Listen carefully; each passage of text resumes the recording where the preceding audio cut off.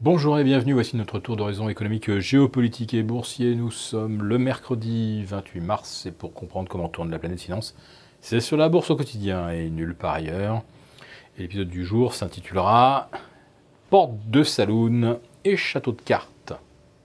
Alors les portes de saloon, elles battent à toute volée depuis jeudi dernier, surtout à Wall Street, où l'on a vu des écarts d'abord négatifs de moins 5%, corrigés par un rebond de plus 3 lundi, puis une rechute de moins 3 sur les technos, de moins 1,5 sur les valeurs industrielles et financières.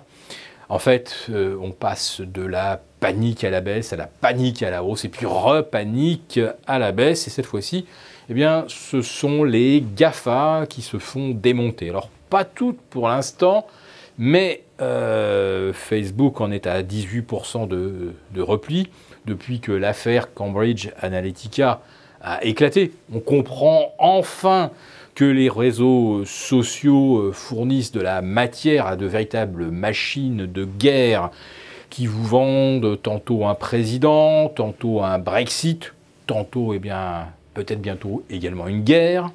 Et puis vous avez des accords plus ou moins secrets, de diffusion de listes, toujours émanant de réseaux sociaux, vers des organismes dont on ne comprend pas toujours les motivations. Bref, nos données deviennent des données quasi universelles et ensuite, eh bien, l'usage qui en est fait, ce n'est certainement pas ce à quoi les gens s'attendent en publiant leurs photos de vacances sur Facebook ou sur Snapchat. Donc Facebook, moins 18, Tesla, moins 8%, mardi soir. Alors il y a plusieurs choses qui s'accumulent. D'abord, les cadences de production ne sont pas du tout celles qu'on attendait. On est à 900 voitures par mois. Tesla en avait promis 5000. Tesla crame pratiquement 1 milliard de cash par trimestre et ne rentre pratiquement rien comme flux financier en face. Il va falloir recapitaliser. Puis derrière, vous avez en plus de ça des histoires plus techniques, accidents suivis de batteries qui s'enflamment, de véhicules détruits, etc. En fait, dès qu'il y a un prétexte aujourd'hui pour prendre des bénéfices, eh bien, on voit que c'est fait et avec une certaine vigueur. En fait, ce marché présente toutes les apparences d'un château de cartes qui commence à vaciller parce que les portes de saloon, effectivement, génèrent des courants d'air auxquels, eh bien, la pyramide ne résistera pas. On voit même que Google, d'ailleurs, ne résiste pas. Alors là, c'est un procès avec Oracle, c'est une vieille affaire qui ressurgit, mais bon, bang, on en profite pour mettre moins 5% à Alphabet.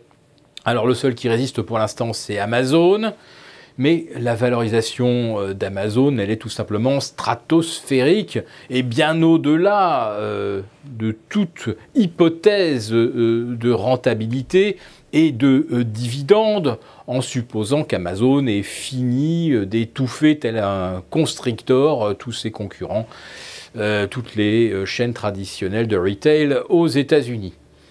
Valorisation délirante pour Amazon, désaffection pour les autres, et puis surtout pour la gestion quantitative, quand d'un seul coup, un actif de surperformant passe à sous-performant, eh bien l'ordinateur, l'algo, fait exactement ce qu'il faisait à la hausse.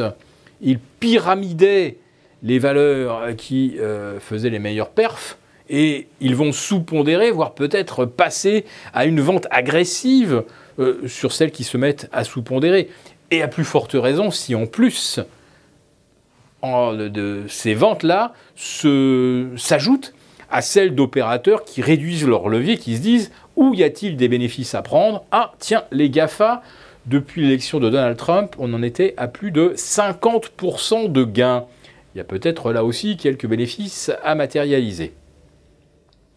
Globalement, et on l'a vu hier encore, lorsque le rythme, la cadence s'est accélérée à la baisse, les volumes n'ont pas véritablement explosé. Ça veut dire quoi? C'est que dès qu'il y a un courant vendeur, il n'y a plus aucun acheteur en face, mais surtout que si les vendeurs voulaient essayer de se délester davantage, ils ne pourraient pas le faire parce qu'en face, il n'y a pas de contrepartie.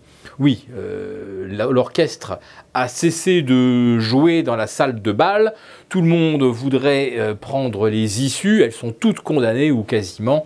Et pour le grand portail, il est à moitié fermé et tout le monde ne pourra évidemment pas se glisser vers la sortie. Seuls ceux qui ont vendu éventuellement dès fin janvier se sont peut-être mis à l'abri. Les autres, ils vont découvrir d'un seul coup qu'ils sont coincés. Et là, on peut véritablement voir s'installer un véritable climat de panique. Et c'est là que l'on verra à ce moment-là le scénario château de cartes. Et là, personne et rien ne serait épargné. Alors, on voit les GAFA qui ont commencé à baisser, mais on va voir bientôt aussi les spécialistes de l'immobilier commercial, avec des centaines de centres commerciaux qui ferment leurs portes, des milliers de boutiques qui également mettent la clé sous la porte. On risque de voir donc l'immobilier commercial à son tour chuter et entraîner dans leur sillage les banquiers qui sont leurs principaux créanciers. Et de proche en proche, si le high yield se met à s'effondrer, alors là, véritablement, on risque d'avoir un scénario noir sur les marchés.